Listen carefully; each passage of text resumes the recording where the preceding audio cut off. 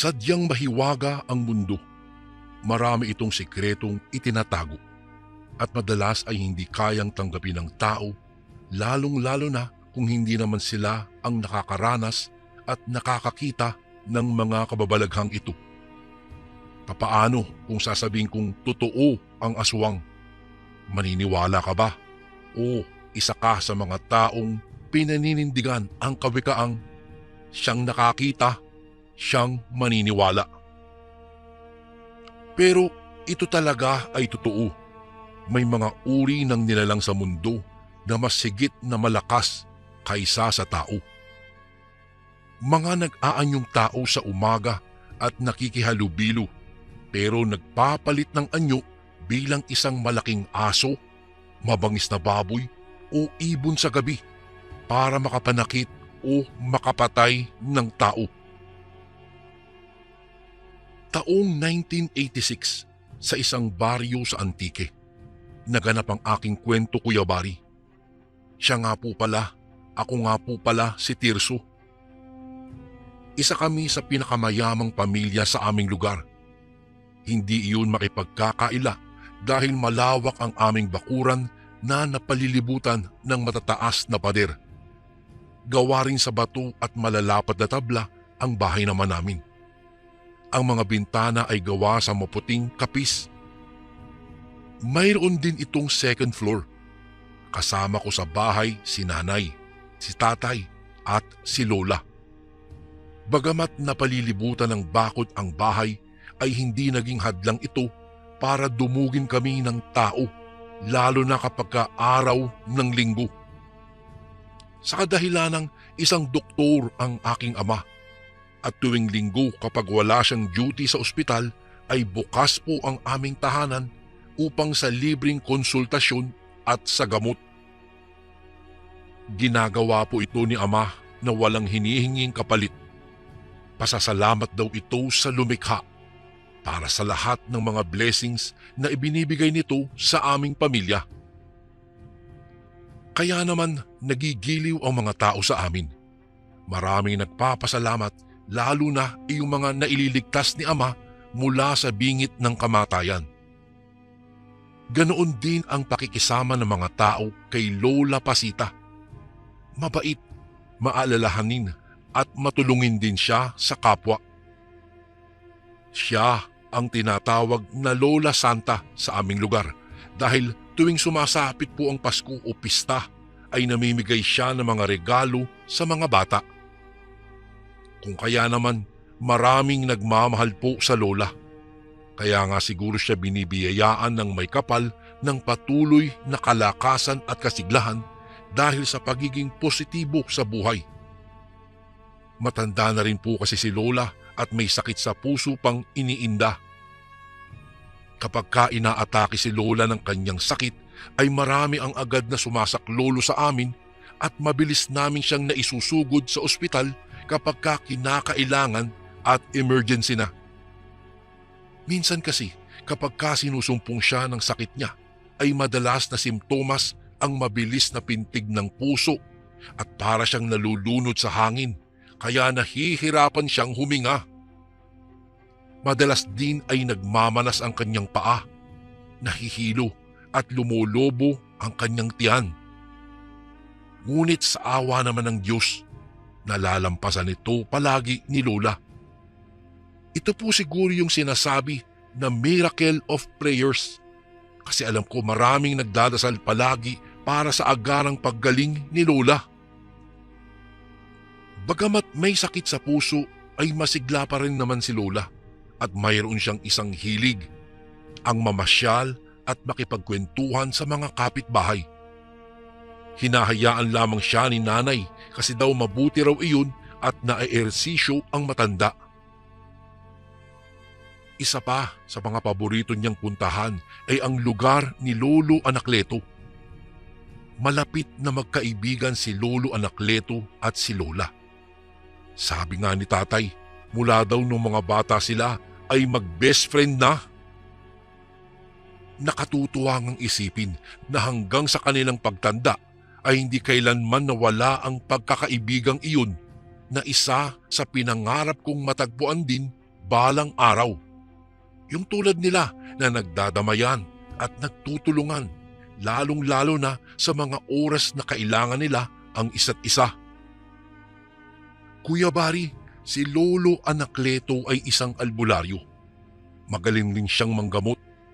Sa katunayan nga, mas pinapanigan pa ni Lola ang panggagamot ni Lolo Anacleto kaysa sa kanyang anak.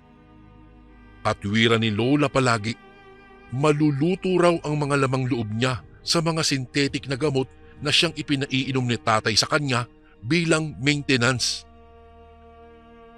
Alam ko, minsan lumiliban si Lola sa pag-inom ng gamot at ang iniinom nito ay ang herbal na payo ng kaibigan niya. Karamihan sa kanyang mga pasyente ay iyong mga tinatanggihan na sa ospital dahil malala na o kaya naman ay hindi matukoy kung ano ang sakit na iniinda. Nalalaman niya ito sa pamamagitan ng pagtatawas. Karamihan sa mga nagagamot niya ay iyong mga nakulam o kaya ay mga naengkanto. Napapagaling naman niya ang mga tao, kaya kilala rin siya bilang isa sa pinakamahusay na albularyo sa buong bayan namin. At isa sa pinakasikat na nagamot niya ay ang isang babae na bagong sanib ng pagkaaswang. Matagal itong naging usap-usapan, hindi lang sa aming baryo kung hindi sa iba pang lugar ng Antique. Tuwing buwan ng Disyembre ay ginaganap ang pista sa aming lugar. Naging gawin na nga ni Lola ang maghanda ng pagkain at mga regalo sa araw-araw ng kapistahan. Kaya naman, besperas pa lamang sa gabi ay abala na kaming lahat. Si nanay sa pagluluto kasama ang nagboluntaryong tumulong na kabarangay namin. Ako naman ay sa pagbabalot ng mga laruan, candy at iba pang regalo. Ito ang pista na nagpapaalala sa unang Malayan settlement sa Pilipinas na pinamumunuan ng isang Datu Sumakwel. Taon-taon po ay may ginagawang pagsasadula ng di malilimutang kaganapang ito. Kaya naman ang mga Antiqueño, lalong-lalo na ang mga kabarangay namin na nasa malalayong lugar ay bumabalik pa para makiselebra. Marami ring mga dayo at lahat sila ay magiliw na tinatanggap ng aming baryo. Isa rin ito sa paboritong panoorin ni Lola, ang dula sa plaza. At pagkatapos ng palabas ay sila ang una niyang iniimbitahan kasama ang mga opisyal ng barangay na mananghalian o di kaya'y magmemeryenda sa aming tahanan. At sa taong iyon, labis ang pagkagiliw ni Lola sa isang babae na halos kaedad ko lamang, edad 18 o hanggang 20. Kasama siya sa mga nagpalabas. Ako man ay tila nabighani rin sa maamo niyang mukha. Siya raw ay si Estela. Mahaba ang kanyang buhok na nakalugay. Hanggang bewang niya ito, Kuya Bari. Bagsak na halos di kayang tangayin ng hangin. Malamlam din ang kanyang mga mata at talagang sobrang mapungay at parang nakakahipnotismo sa angkin nitong karikitan. Ang ganda niya, Kuya Bari, pero sa halos perpekto niyang anyo ay may napansin akong kakaiba sa mukha niya. Wala siyang philtrum o yung kanal sa pagitan ng ilong at bibig. Pero bagay naman sa kanya iyon, kaya binaliwala ko din. Pagkatapos ng palabas, inanyayahan na nga ang mga artista na kumain sa bahay. Sabay-sabay kaming nananghalian kasama ang iba pa naming kababaryo. Pagkatapos ay ipinalabas na sa bakuran ang lahat ng regalong ipamimigay sa mga tao. Naipon na nga ang mga bata at matatanda sa amin. Maaayos silang nakapila. Inanyayahan na rin ni Lola ang mga dayong bisita at sinabing mayroon din para sa kanila. Sobra akong nasisiyahan sa nakikita kong maaliwalas at masayang mukha ng lola ko ng araw na iyon. At hindi maalis-alis ang nakapagkit ng ngiti sa kanyang mga labi. Mayroon ding ilan na nagbibigay kay Lola ng mga kapalit na regalo. Malugod naman niya itong tinatanggap lahat at labis na nagpapasalamat. Kabilang dito ang mga manok, kakanin, mga balabal, banig at iba pa. At isa sa labis na ikinatuwa ni Lola ay ang espasol na handog ng isa rin sa kaibigan niya na si Lola Mirasol. Alam kasi ni Lola na espesyal gumawa ng espasol ang matanda at sabi ni Lola, paborito raw niya ito. Agad niyang kinain ang espasol. Ang mga bisita rin naman ay nagregalo din naman ng mga tinapay na espesyal sa kanilang lugar. At sinang-ayunan naman ni Lola na totoo nga daw pala na espesyal ang dala ng mga ito dahil napakasarap ng tinapay na inihandog sa kanya. Inubos pa nga iyon ni Lola eh. Natapos ang pista. Pagod na pagod ang lahat. Pero bago kami magpahinga sa kani-kanyang silid, ay dumaan muna ako sa kwarto ni Lola. Naabutan ko siyang nagro-rosaryo. Lumapit ako at nakidasal na rin. Pagkatapos ay nagmano ako sa kanya at nagpaalam na. Nagtapos ang araw na iyon ng mapayapa. Ngunit kinabukasan ay hindi kaagad bumangon si Lola. Inutusan ako ni Nanay, nakatukoy na si Lola sa kanyang silid para ayaing kumain ng agahan. Pero walang sumagot sa bawat pagkatuko. Pinakinggan ko, tahimik ang loob ng silid ni Lola. Iniisip ko noon na baka napuyat si Lola o kaya ay sa labis na napagod kaya tulog pa ito. Bumalik naman ako kay Nanay at sinabi na walang sumasagot sa silid. Agad siyang sinilip ni Nanay. Nakasilip na rin ako dahil nag-alala kami na baka sinumpong ng sakit niya si Lola. Pero nakaupo siya sa ibabaw ng kama niya. Nakatulala at tila kay layo ng tinitingnan. Agad tinawag ni Nanay si Aling Celia para ihanda na lang ang agahan ni Lola at dalhin ito sa kanyang silid para doon na mag-agahan. Inisip kasi ni Nanay na baka sobrang napagod lang talaga kaya wala itong gana. Simula po ng araw na iyon, napansin ko ang unti-unting pagbabago ng aking Lola. Palagi siyang seryoso, palaging wala sa mood, masungit, naninigaw at hindi ko na siya nakikitang nakangiti. Napapadalas din ang pagsakit ng kanyang tiyan at parang palaging may kabag. Dinala namin siya sa ospital ayon sa payo ni Tatay dahil baka raw ulcer o kaya naman ay sinusumpong na naman ng heart enlargement. Ngunit wala namang nakitang kakaiba sa mga lab test niya. Wala siyang ulcer. Hindi rin naman siya nagdadayariya o iba pang sakit na konektado sa pananakit ng kanyang tiyan. Kaya ilang araw lang siya sa ospital ay nailabas na rin siya. Pagka-uwi ay nagsuka si Lola ng malapot na laway. Halos umabot yata ng kalahating metro ang laway niya pero hindi napuputol. Itinakbo ulit namin siya sa ospital pero tulad po ng dati ay walang makitang mali sa sistema ng kalusugan ng Lola ko. Maski si Tatay, hindi alam kung papaano gamutin ang kanyang ina. Nangayayat na si Lola. Ayaw na rin kumain at palaging nagkukulong sa silid niya. Sinilip ko siya minsan sa kanyang silid. Naaawa ako sa kanya dahil minsan malalim na ang gabi ay parang mailap sa kanya na makagawa ng tulog. Hindi siya dinadalaw ng antok. Nauulit ang pagsusukan niya ng laway. Labis na kaming nag-alala noon sa kanya.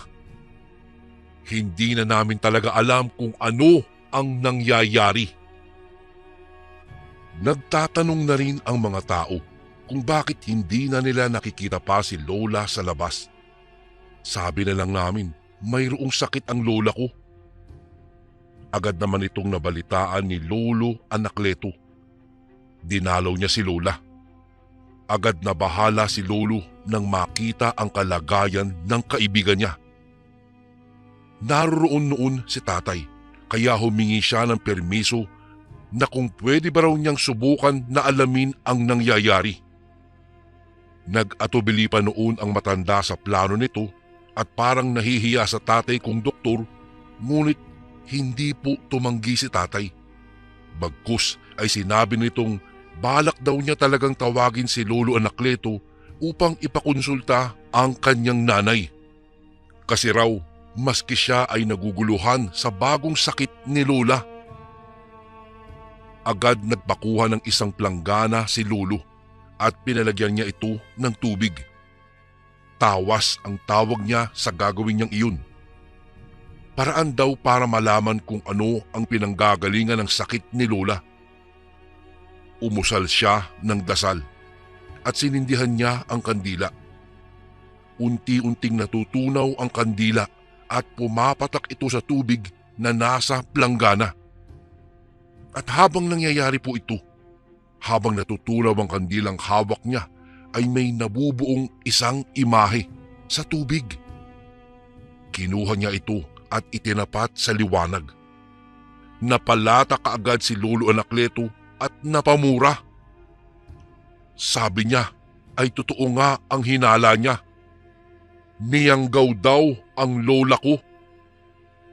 Nakita ko ang pagkunot ng noo ni tatay at parang hindi nauunawaan ang sinabing iyon ng matandang albularyo. Kaya ipinaliwanag ito ng matanda. Ang yanggaw ay isang paraan daw ng mga aswang para makapanghawa ng tao sa pagiging aswang nila.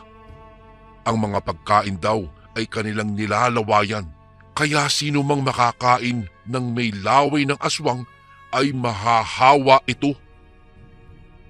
Agad ay para kaming natuliro sa mga sinabi ni Lolo. Ang pagkakaalam namin ay wala namang aswang sa aming baryo at wala naman rin sigurong mangangahas na gumawa noon kay Lola, lalo't mahal na mahal siya ng mga tao. Agad namang nanumbalik sa aming alaala ang katatapos lamang na pista.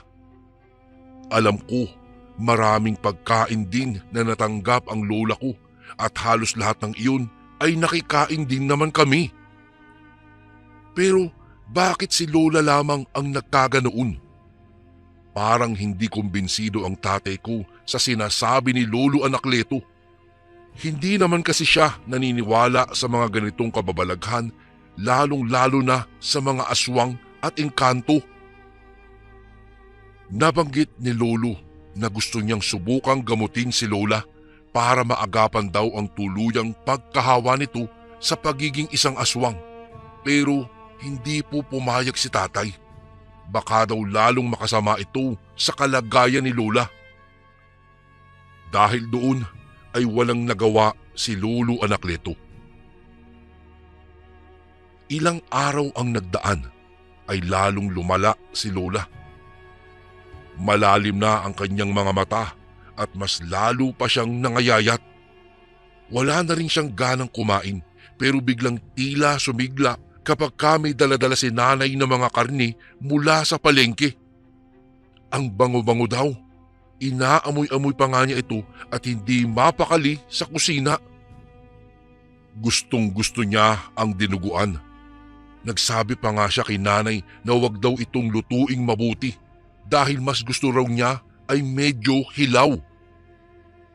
Nabahala na tuloy si nanay sa mga inuugali ni Lola. Hindi na ito ang dating si Lola Pasita. Palaging hindi napapakali si Lola.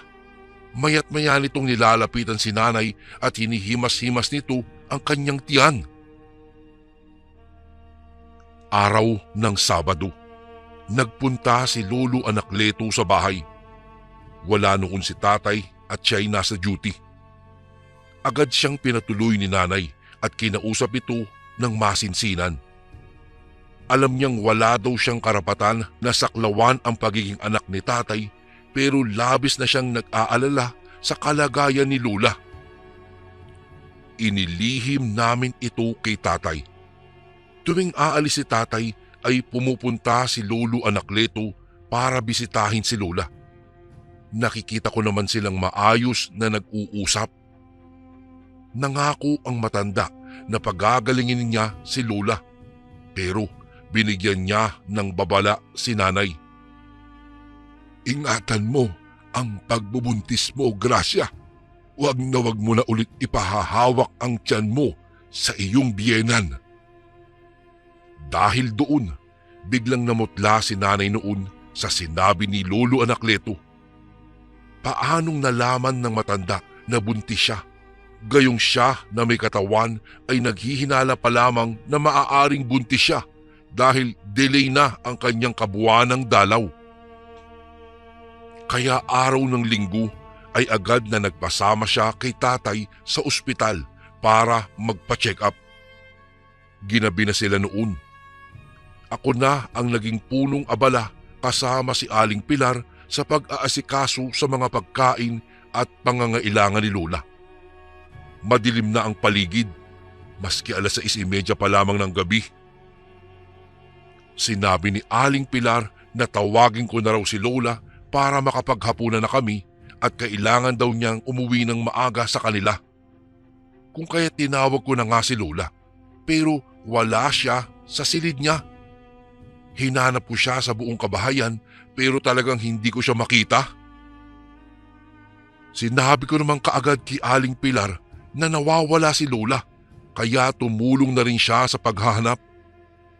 Lumabas po ako ng bahay, Kuya Bari, pero sa pagkalabas kong iyon, agad kong napansin ang nakasusulasok na amoy. Napakabaho at nakakahilo ang amoy na iyon.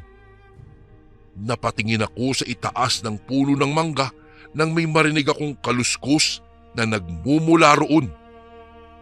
May nakita akong malaking ibon. Itim na itim ito na parang malaking uwak, pero may kakaiba sa itsura nito. Ang kanyang muka ay anyo ng isang tao na maitim. Nakatingin ito ng diretso sa akin.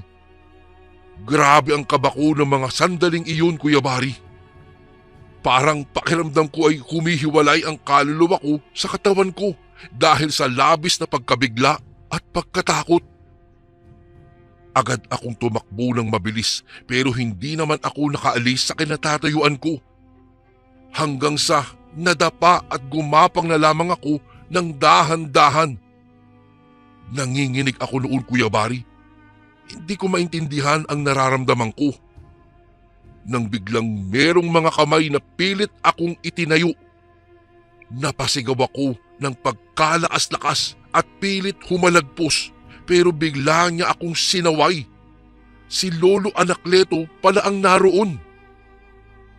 Pinagpag ko ang narumihang kong damit at muling sinulyapan ang puno ng mangga. Wala na roon ang kinatatakutan kong nilalang. Agad akong niyakag ni Lolo sa loob ng bahay at tinanong kung ano raw ba ang ginagawa ko sa labas. Ikinuwento ko naman sa kanya ang aking nakita. Napansin ko ang biglang pamumutla niya at agad niyang hinanap si Lola. Sinabi kong nawawala po si Lola, Pasita ko. Agad niyang pinuntahan ang silid pero naroon na si Lola.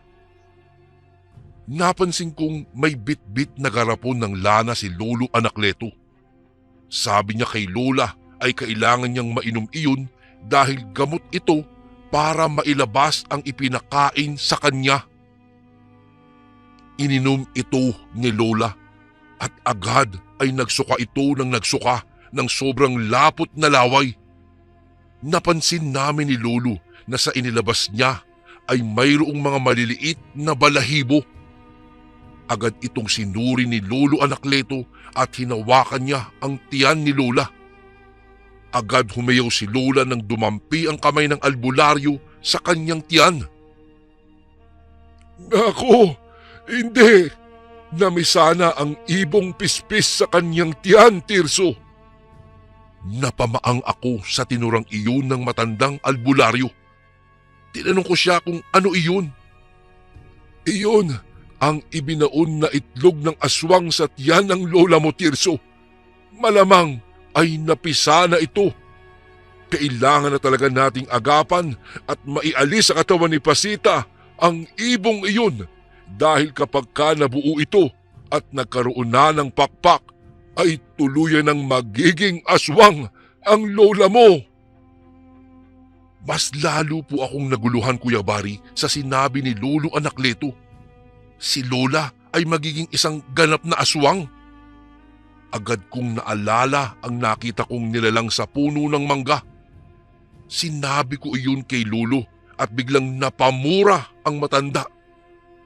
Oras na raw para kalabanin namin ang sumpa ng pagiging aswang. Agad umiyak si Lola nang marinig ang sinabi ng matalik niyang kaibigan. Ayaw daw niyang maging aswang at labis-labis ang pakiusap nito kay Lolo Anakleto na pagalingin siya. Nakiusap siyang itali siya nito agad-agad dahil hindi na raw niya alam kung kaya pa niyang kontrolin ang kanyang sarili para hindi makapanakit ng tao, lalong-lalo na ng mga mahal niya sa buhay. Gulong-guluman ako. Itinali namin si Lola Pasita at ito ang naabutan nila nanay at tatay. Labis silang nagulat sa nakita. Agad namang nagsalubong ang mga kilay ni Ama. Halatang ayaw niya ang kanyang nakikita. Nilapitan niya kaagad si Lola at kinalagan ito. Ngunit ayaw ni Lola. Nakikiusap siya. Nang malapit ng makalagan ay biglang sumuka na naman siya at tila nahihirapang huminga. Nag-alala kami pero si Lolo Anakleto ay hindi na rin nagpaawat. Ang sabi ay layuan daw namin si Lola. Ayaw daw niyang mapahamak ang kaibigan at ipaglalaban niya ito sa sumpa ng aswang. Binulyawan naman siya ni tatay at nakiusap na lumayas na dahil ayaw daw niyang makasakit ng tao. Ngunit humindi ang albularyo. Kailangan raw niyang talagang iligtas ang abuela ko. At hindi siya papaawat dahil nauubusan na raw kami ng oras. Ang ibong pispisat niya ni Lola ay unti-unti na raw nabubuo. Hindi na namin mapipigilan ang pagiging aswang nito kung wala pa siyang gagawing paraan. Biglang nagsalita si Lola. Hayaan daw namin si Lolo Anakleto sa mga gagawin nito at pilit niyang pinababalik ang tali sa kanyang katawan dahil kanina pa raw siya takam na takam sa sanggol na nasa sinapupunan ni nanay. Agad namang itinali ni Lolo Anakleto si Lola na noon ay unti-unti nang umiiba ang itsura. Nangitim na ang paligid ng kanyang mga mata at tumatalim-talim na rin ang kanyang mga titig. Hindi nakapagsalita si tatay sa kanyang mga nasaksihan. Inilabas ni Lolo Anakleto ang kanyang mutya at isinuot ito sa liig ni Lola. Agad, Kuya Bari, ay kumalat sa buong baryo ang sakit ni Lola dahil ang katulong namin ay ipinamalita pala ito. Napuno ng tao ang aming bakuran. Pinamunuan sila ng kapitan namin at mga tanod na siyang nagpapanatili sa kaayusan ng grupo. Dumungaw kami sa bintana ni tatay at nakita na nga namin sila na kumakaway pa.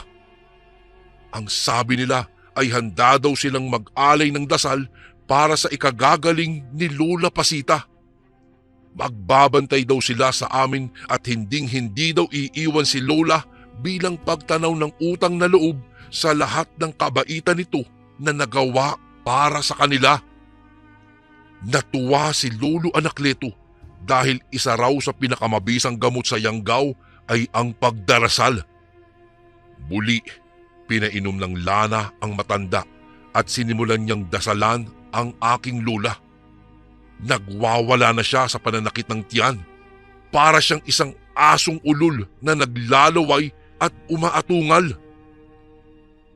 At sa muling pag-inom ng langis ay ang huling pagsuka naman ni Lola. Lumabas mula sa kanyang bibig ang isang inakay ng ibong pispis. Napahit-hit ng sigarilyo si Lolo Anacleto nang makita iyon. Agad niya itong hinataw ng bitbit na tubo hanggang sa nawala na ito ng buhay dahil sa pagkakadurog.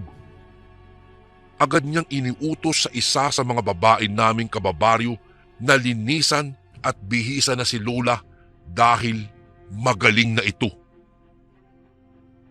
Pagkaraan ng ilang sandali, bumaba si Lolo Anacleto at kinausap ang mga tao. Ako naman ay nakiusyoso at dumungaw sa bintana sa itaas. Nakiusap siya na mag-ingat daw ang lahat dahil tiyak niyang mayroong aswang na umaaligid-aligid sa aming baryo at hangad nito ang maminsala at manghawa. Kaya pinagsabihan niya kami na wag nang tatanggap ng pagkain mula sa hindi kakilalang tao, lalong-lalo na ang mga tinapay o kakanin dahil sa ganoong pagkain daw madaling ihalo ang laway ng aswang. Sa pagkakasabing iyon ni Lolo Anacleto ay isang sigaw ang narinig namin mula sa malayo. Kinilabutan ako ng sobra dahil muli ay napansin ko ang isang pamilyar na nilalang na nasa puno ng mangga na parang nagmamasid sa tao. Agad akong sumigaw na may aswang sa puno. Lumipad ang malaking ibon na iyon nang mapansing nasa kanya na ang atensyon ng mga tao. Hinabol ng mga tanod at ilang kalalakihan ang nilalang na iyon, ngunit hindi na nila naabutan at bigla na lamang daw nawala sa kanilang paningin. Doon ko napagtanto na hindi si Lola ang nakita kong aswang na nasa puno. Malamang ay nagmamasid ito at binabantayan lamang si Lola. Magmula noon, kapag ka may pista sa amin, ay hindi na kami nag-iimbita pa ng mga dayo. Si Lola ay nagdadala na lamang ng mga pangmeryenda sa bisita ng barangay at doon na lang nila pinagsasaluhan ang bigay nito. Wala na ring nagbibigay ng pagkain kay Lola. Mga halamang namumulaklak at mga hayop na buhay na lamang ang kanilang ibinibigay bilang tulong sa mga lulutuing handa para sa pista. Lumipas ang maraming taon. Sa ngayon po, Kuya Bari, wala na po si Lola. Dahil sa nangyari sa kanya noon ay nagsaliksik ako tungkol sa mga uri ng aswang at kung ano ang kakayahan nila at kung papaano sila nakikilala. Dahil sa paulit-ulit na pagbabagong anyo ng isang aswang ay nagkakaroon pala ito ng pagbabago sa mismong katawan. Hindi kayang dalhin ng hangin ang buhok nito. Ang aswang ay walang filtrum, palaging seryoso at hindi makatingin ng diretsyo. Isa lamang yan sa mga natatandaan kong may ganoong katangian noon. Walang iba kung hindi iyong dayong dalaga sa dula na nagbigay ng espesyal na tinapay kay Lola. Kung alam ko lang iyon noon, hindi sana nagkasakit si Lola at hindi niya naranasan ang sumpa ng pagkahawa. Lagi ka bang nangihina? Pakakulam o palipad hangin na yan? Ito ang mga signs. Una, mabilis kang mapagod kahit kakagising mo lang. Pangalawa, bigla kang lalamigin o nilalamig o pinagpapawisan kahit hindi naman mainit. Pangatlo, parang may gumagapang na lamig sa likod o dyan sa batok mo. Pang-apat, sumasakit ang ulo o tiyan pero normal naman ang check-up. At ang panglima, pakiramdam mo ay parang may kumukuha ng lakas mo araw-araw. Kaya marami sa amin ang kumuha ng Kaligon bracelet bilang personal na panangga. Ang Kaligon bracelet ay espiritual na panangga laban mo sa kulam, barang, tigalpo, palipad hangin, usog at lahat ng anyo ng sumpa. Kasama na dito kapatid ang rebuelta o ang pagbabalik ng sumpa sa nagpadala nito. Kargado din ito ng mga Latin na dasal mula sa ating mga kaibigang manggagamot at antingero. Simple lang kasundo, isuot mo lang ito. Malaki ang tulong nito, lalong-lalo na kung madalas kang manghina. Nasa baba ang yellow basket. Kung hindi mo makita, isearch mo lang sa Lagbantay Kaligon Bracelet.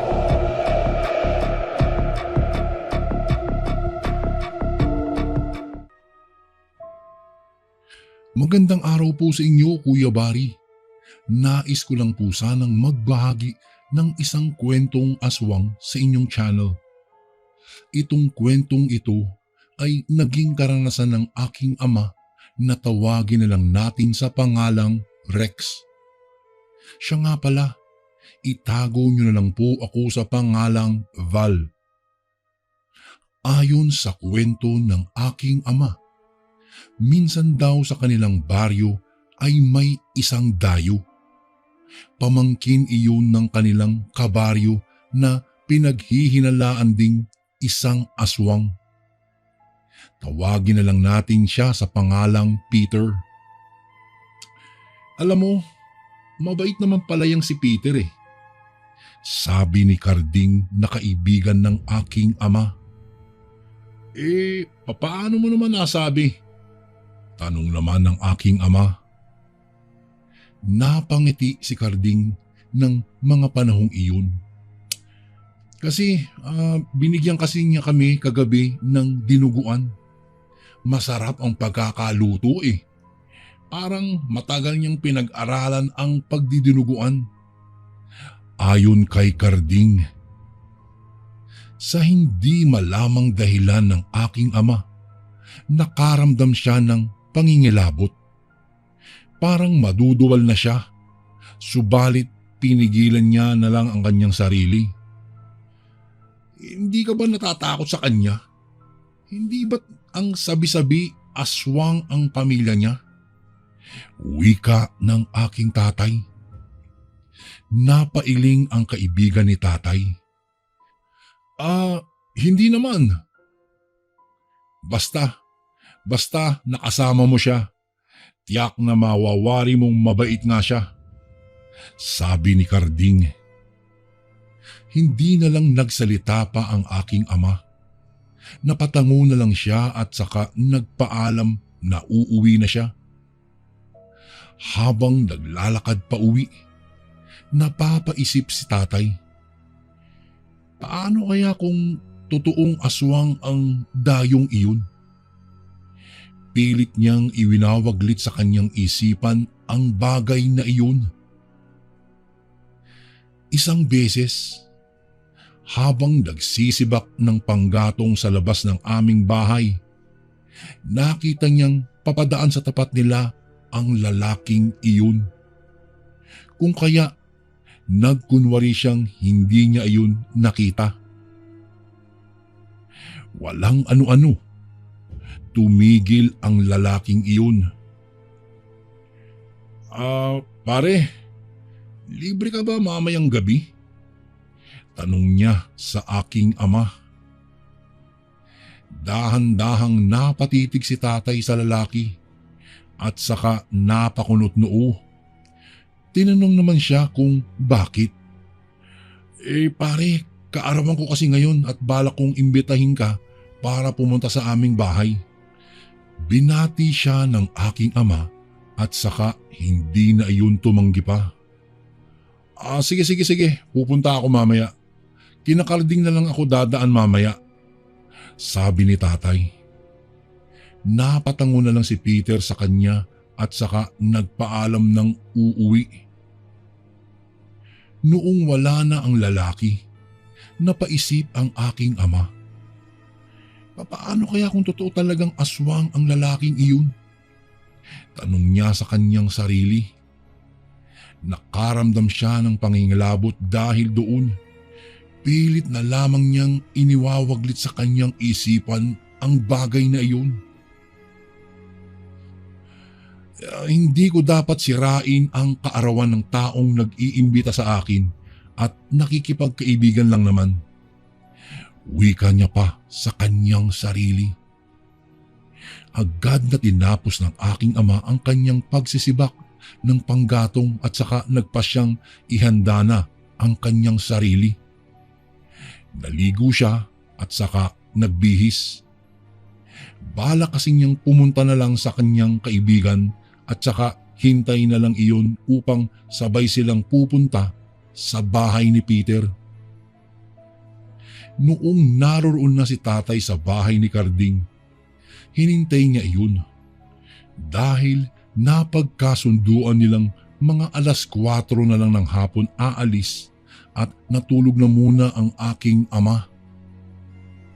Noong bandang 4:00 na nang magising si tatay, napailing pa siya noong mawari niyang nakabihis na si Carding ng mga sandaling iyon. Bago sila umalis, pinaalalahanan sila ng ina ni Carding na mag-iingat. Huwag na huwag kayong iinom sa baso ng Peter na iyan. Baka mahawa kayo, sabi niya sa amin. Naku naman inay, huwag naman kayong magsalita ng ganyan. Wala naman pong patunay na aswang sila, hindi ba? Wika naman ni Carding. Napailing ang kanyang ina at saka sinabi pa niyang iba pa rin kung nag-iingat. Napatango na lang silang dalawang magkaibigan at saka nagpaalam ng aalis. Noong naglalakad na sila, napagkwentuhan nila si Peter. Sinabi ni Carding kay tatay na huwag na lamang intindihin pa ang panghuhusga ng ina niya sa dayo. Para sa kanya kasi, hindi raw aswang si Peter.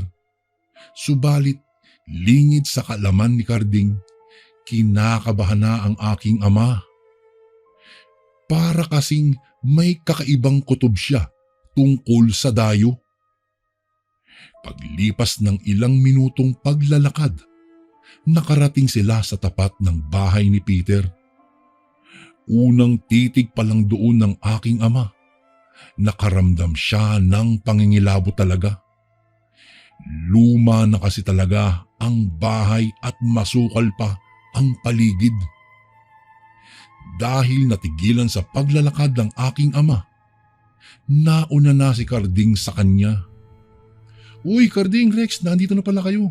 Tara sa loob tayo ng bahay para makakain na kayo, sabi ni Peter. Binati nila ang lalaki at saka pumasok na sa loob ng bahay nila Peter. Nakita nila roon si Mang Gaston na siyang pinaghihinalaang aswang. Kung kaya bahagyang natakot si tatay. Dumiretso na lang kayo sa kusina. Wala na namang ibang bisita maliban sa inyong dalawa, wika ng mama. Napatango sa kanya sina tatay at saka sumabay na kay Peter sa pagpasok sa kusina. Pagdating nila roon, binigyan sila ni Peter ng pinggan. Hindi naman nag-atubili ang dalawa na abutin iyon at saka sinimula na ang kanilang pagkain. Habang pumipili ng mga kakainin, natuon ang atensyon ni tatay sa bopis. Napalunok siya ng kanyang laway dahil tila masarap iyon. Wow, mukhang masarap ito ah. Biglang natigilan ng aking ama. Naisip niya ang tungkol sa mga sabi-sabi tungkol kina Peter. Agad siyang nagkaroon ng kutob na ang putahing naisana niyang kainin ay mula sa lamang loob ng tao.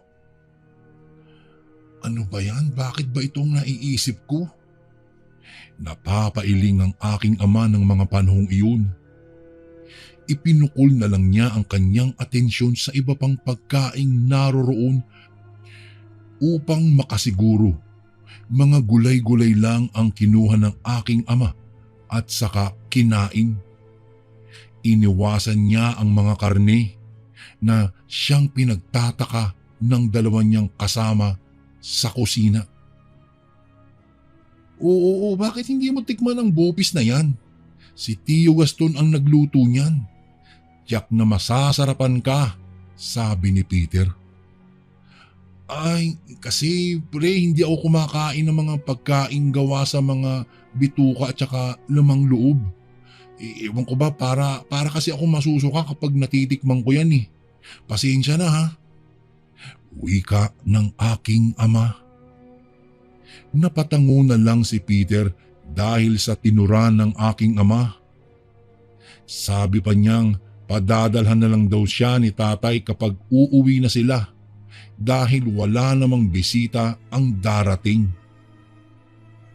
Ayon pa kay Peter, baka raw gusto ni na Lola ang bopis na luto nila. Nagpasalamat naman ang aking ama sa lalaki. Pagkatapos nilang kumain, niyaya sila ni Peter na mag-inom. Hindi naman tumanggi si tatay at saka si Karding. Noong mga panahong iyon, naging pulutan nila ang bopis. Subalit, dahil hindi naman kumakain ng bopis si tatay, namulutan na lang siya ng sitsirya na nabibili sa tindahan. Makalipas ang ilang oras na pag-iinuman, naubos nila iyon. Ang akala ni tatay ay makakalimutan ng lalaki ang bopis. Laking gulat na lang niya noong padalhan sila ni Peter ng bopis na iyon bago umuwi. Noong papauwi na sila, ay nagpasalamat pa sila sa lalaki. Nagpasalamat din si Peter sa kanila at saka sinabihang mag-iingat sa daan. Pagkarating ni tatay sa kanilang bahay, agad niyang sinabihan si Lola na pinadalhan siya ni Peter ng bopis. Namulagat pa ang mga mata ng aking abuela noong makita niya iyon. Naku naman, bakit mo naman tinanggap ito? Baka mamaya bituka na pala ito ng tao, itong kakainin natin, sabi ni Lola. Nang mga panahong iyon, hindi na lang nagsalita pa ang aking ama. Nagpaalam siyang papasok siya sa kanyang silid dahil nakakaramdam na siya ng antok na dulot ng kanyang kalasingan. Napailing na lang ang aking lola sa kanya. Noong wala na si tatay, naisipan ni Lola na busisiing maigi ang bopis na ibinigay ng dayo sa aking ama. Bumaba ang aking lola sa kanilang bahay at saka kumuha ng bunga ng kalamansi sa likod bahay nila. Noong mga panahong iyon kasi, may kakaibang kutob na si Lola na hindi iyong simpleng bopis lang. Pagkabalik niya sa loob ng kanilang bahay, agad niyang kinuha ang kutsilyo upang hiwain ang nasabing bunga ng kalamansi. Naku po, sana hindi totoo kung anumang kutob ko, saad niya sa kanyang sarili. Walang pag-aalinlangan niyang pinigaan ng katas ng kalamansi ang bopis na ibinigay ni Peter kay tatay.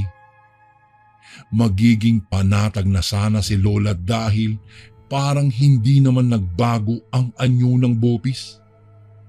Subalit, laking gulat na lang niya nang makitang tila bumubula iyon. Kitang-kita niya kung papaano biglang nangitim ang pagkain. Munti ka na sanang mabitiwan iyon ng aking abuela, ngunit naisipan niyang tawagin si tatay. Rex, Rex! Tawag niya sa aking ama. Dahil sa lakas ng boses ni Lola, agad na naalipungatan ng aking ama. Napasapo pa iyon sa kanyang ulo dahil sobrang sakit noon. Agad na sinabi ni Lola ang tungkol sa bopis. Dahil doon, agad na bumangon si tatay at saka sumama kay Lola patungo sa kusina. Rex, tingnan mo ito. Inilapit ni Lola kay tatay ang bupis at agad na napaduwal ang aking ama. Dahil sobrang baho raw kasi iyon at parang nabubulok na laman. Tiningnan iyon ng aking ama at laking gulat na lang niya nang naging iba ang itsura ng bupis na dinala niya. Sinabi ni Lola na pinigaan niya iyon ng katas ng kalamansi, kung kaya napailing na lang ang aking ama. Sus Mariosep, aswang nga sila. Bulalas niya sa aking abuela. Noong mga panahong iyon, biglang naduwal si tatay. Nandiri raw siya at parang balak niyang isuka ang lahat ng kinain niya kina Peter. Agad namang dinala si tatay ng aking abuela sa isang kakilala nilang manggagamot. Mabuti raw ay naagapan nila si tatay. Dahil kaunting oras na lang daw ay malapit na raw siyang mayanggaw.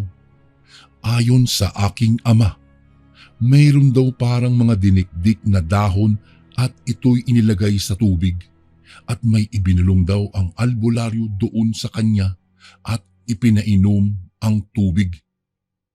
Maya-maya'y isinuka lahat ng aking ama ang lahat ng kanyang nakain mula sa bahay nila Mang Gaston.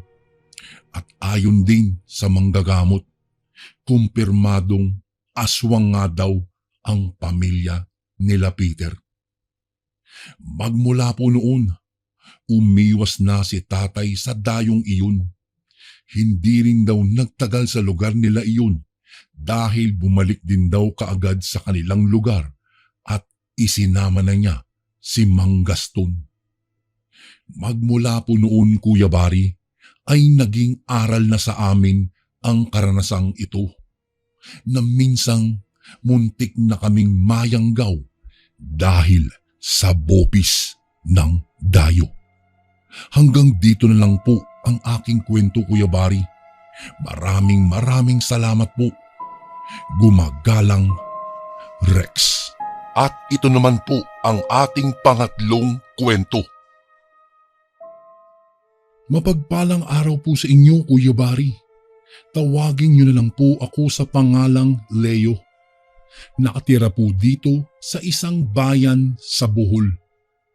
Nais ko lang pong ibahagi sa inyo ang aking karanasan nang minsan na kaming mapadpad sa tinatawag ng karamihang kuta ng mga aswang.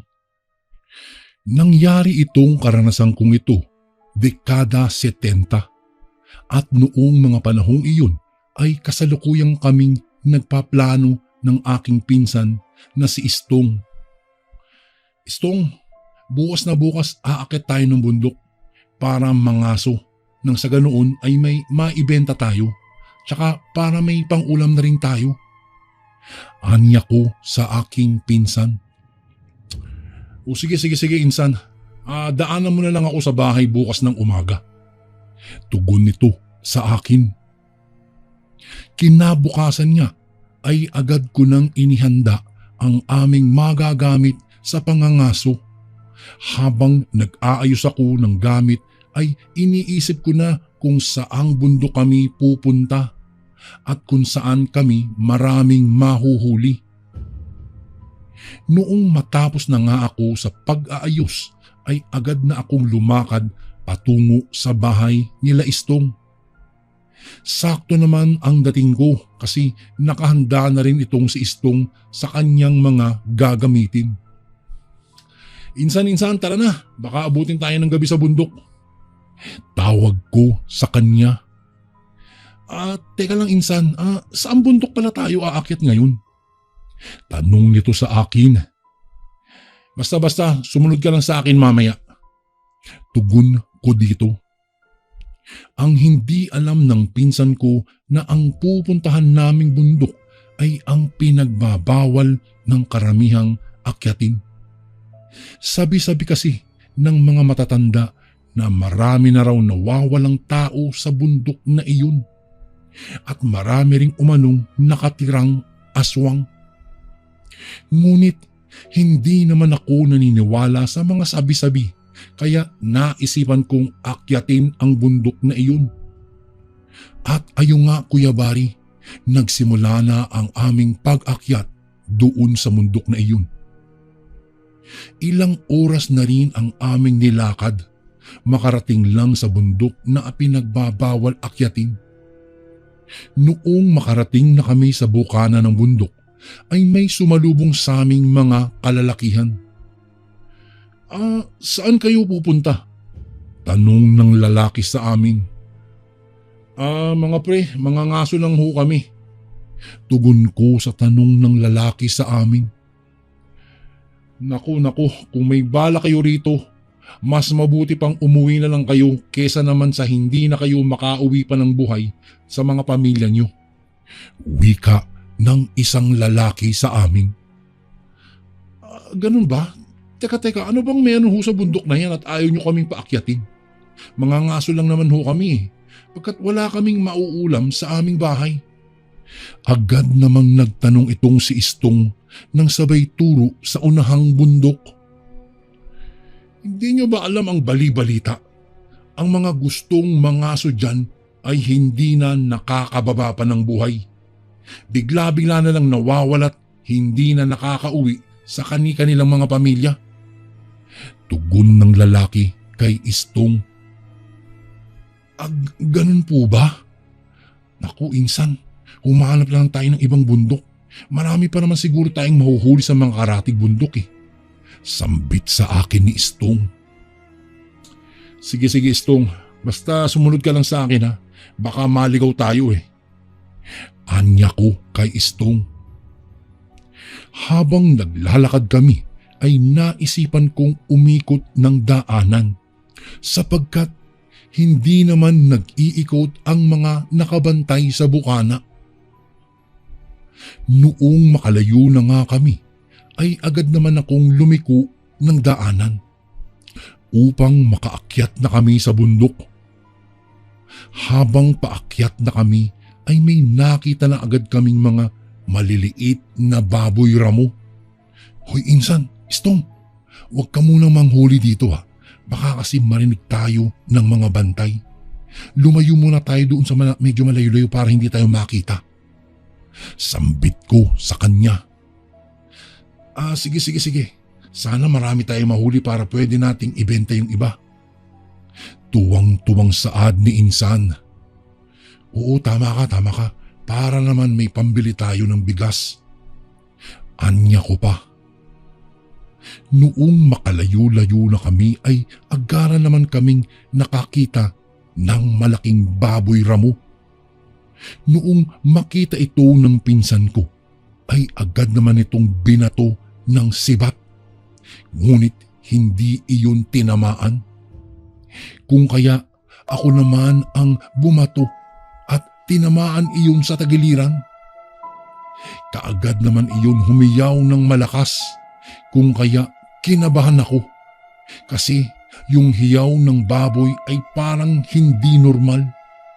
Para bang hiyaw ng isang tao ang narinig namin ng pinsan ko. Kaya nag-alangan akong habulin ang baboy. Ngunit ang pinsan kong si Istong ay kumaripas agad ng takbo patungo sa tinamaang baboy ramo. Kaya agad naman akong napasunod sa kanya. Istong, teka lang. Tawag ko kay Istong. Hindi naman ako pinansin ng pinsan ko at tuloy-tuloy lang ito sa paghabol sa baboy.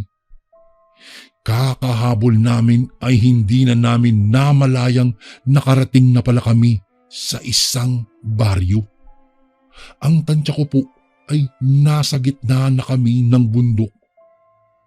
Palinga-linga kaming dalawa ng pinsan ko, ngunit di na namin makita ang baboy kung saan nagtungo iyon. Maya-maya pa ay may nakita kaming mga tao. Nakatitig lang ang mga iyon sa amin nang walang galaw-galaw. Animoy mga puno. Dahil sa diretso lang ang mga tayo ng tao, kaya't kami nagulat. Nang bigla na lang may nagsalita sa likuran namin. Anong ginagawa niyo dito sa aming baryo? Tanong ng isang lalaki. Oh, mawalang galang na po.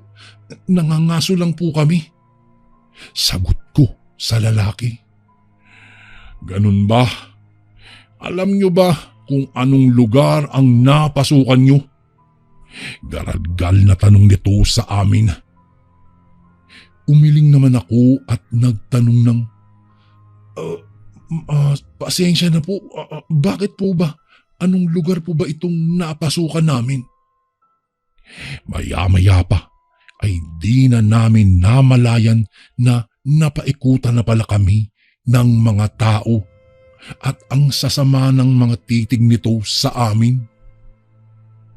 Habang kami namang dalawa ni Istong ay nanginginig na sa takot, naisipan ko naman na gumawa ng dahilan upang mawala ang atensyon ng mga tao sa amin.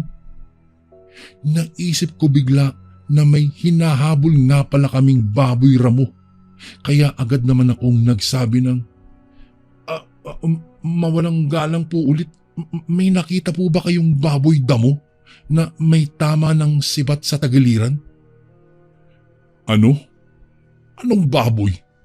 Natatawang sagot ng matandang lalaki sa akin. Oo manong, kasi po dito po tumakbo, dito po sa lugar niyo, yung hinahabol naming baboy ramo kanina, kaya po napadpad po kami dito. Kinakabahan kong sagot sa lalaki. Ganon ba? Hali kayo, sumunod kayo sa akin at ipakikita ko sa inyo ang baboy ramo na hinahabol niyo kanina. Agad namang kaming sumunod sa lalaki patungo sa kung saan doon sa isang bahay.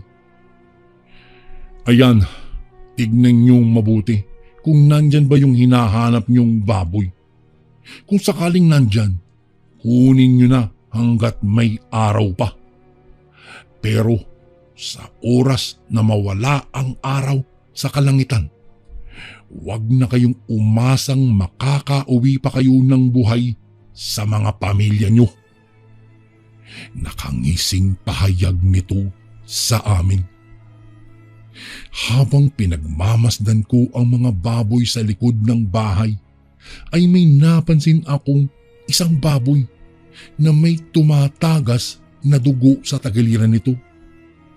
Kung kaya, agad ko naman iyong itinuro sa lalaki. Pwede po bang makita yung baboy? Yun ho yung nasa bandang likuran? Sige lang. Sige, tingnan nyo. Bibigyan ko kayo ulit ng pagkakataon na makaalis na sa lugar na ito. Ngunit kung ako sa inyo, bibilisan ko na habang may araw pa. Wika ng lalaki sa amin. Nang tumingala ako sa langit, ay nakita kong mag-aalas 4 na pala ng hapon iyon. Kung kaya, agad ko namang sinabi ito sa aking pinsan. Stong, lapitan mo na yung baboy na may dugo dun sa tagiliran. Kunin na natin para makaalis na tayo dito sa lugar na ito. Habang kinukuha ni Stong ang baboy, ay nahirapan ito dahil sa laki ng baboy at sa lakas nito, kaya tinulungan ko na agad si Stong. Noong nakuha na namin ang baboy, ay agad naman akong kumuha ng kahoy upang isabit ang baboy sapagkat hindi ito kayang buhating mag-isa. Habang buhat-buhat namin ang baboy, ay agaran na kaming nagpaalam sa lalaki. Manong, maraming salamat po. Aalis na po kami. Pagpapaalam ko sa lalaki. Sa halip na sumagot ang lalaki, ay ngumiti lamang ito ng parang nakakaloko. Habang naglalakad na kami ng pinsan ko, ay pinakikiramdaman ko ang paligid kung may nakasunod ba sa amin. Istong, sandali lang, magpahinga muna tayo. Ang bigat nitong baboy na to. Pero alam mo, ang swerte natin dahil nakakuha tayo ng ganitong kalaking baboy. Wika ko pa sa pinsan ko. Habang nagpapahinga kami, ay napansin kong bakit parang ang bilis ng oras. At bigla kong naalala ang sinabi sa amin ng lalaki. Kung kaya agad ko namang sinabi ito kay Istong na, Istong, alam mo ba, napapansin kong parang ang bilis ng oras.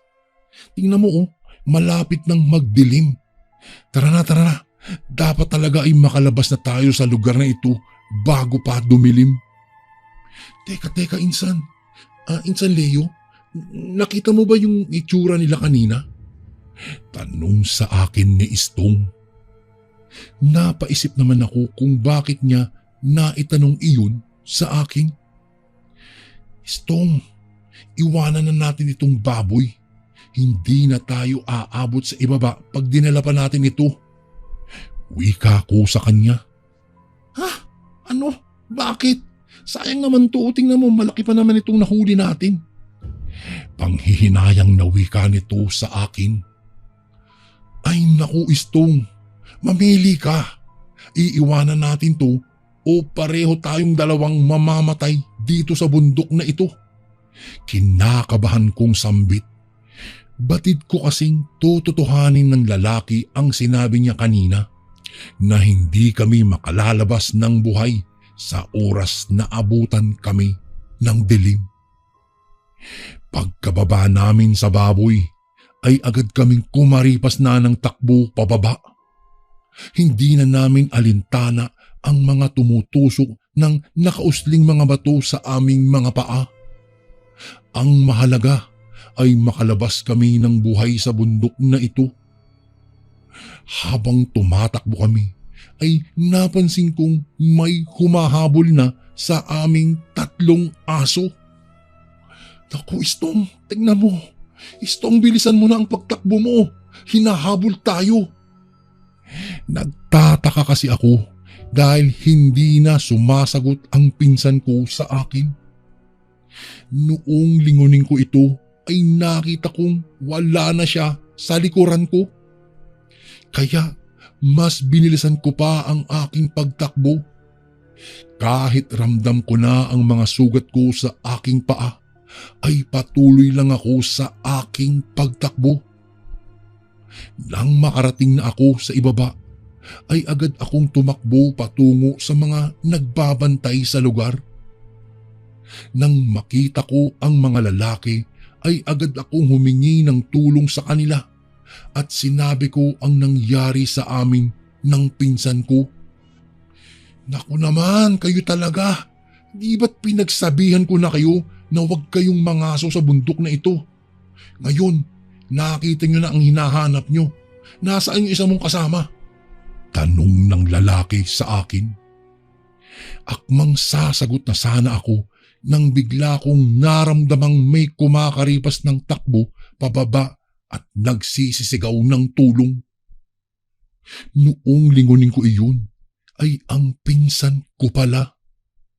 Kaya naman napaluha na lamang ako sa pag-aakalang nakuha na ito ng mga aswang.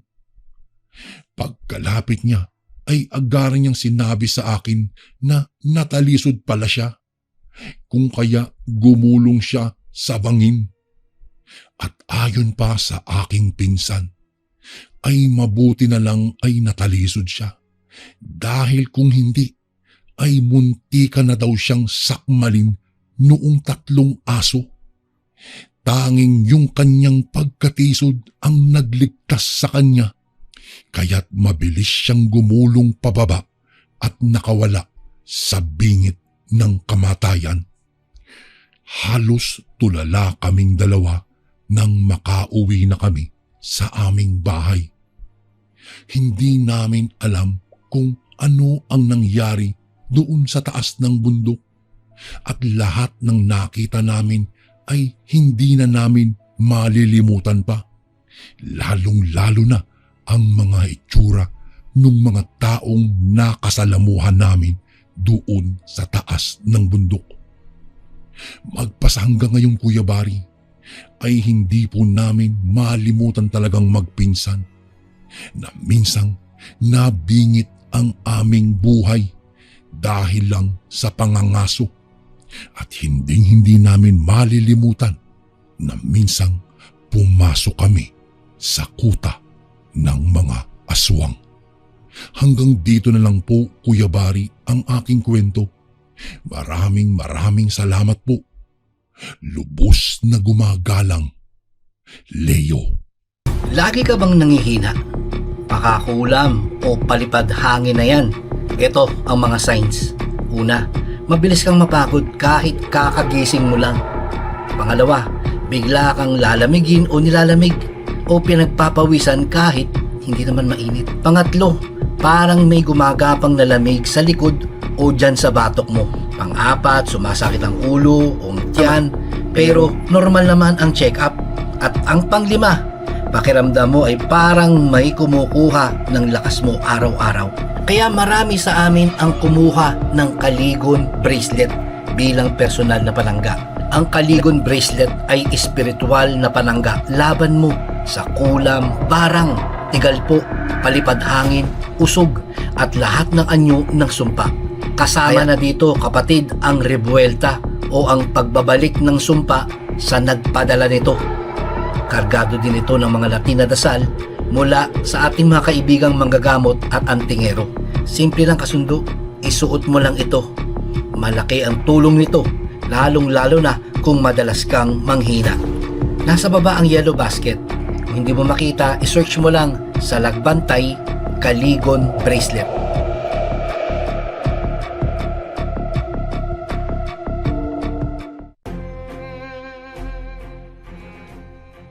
And again, maraming salamat po mga kasundo. Don't forget to subscribe and i-click nyo lang po yung bell na button para updated po kayo sa mga upcoming videos namin na paparating. Maraming salamat po ulit. God bless and ingat po lagi dyan. Ito po si Kuya Bari at ako ang Sundo.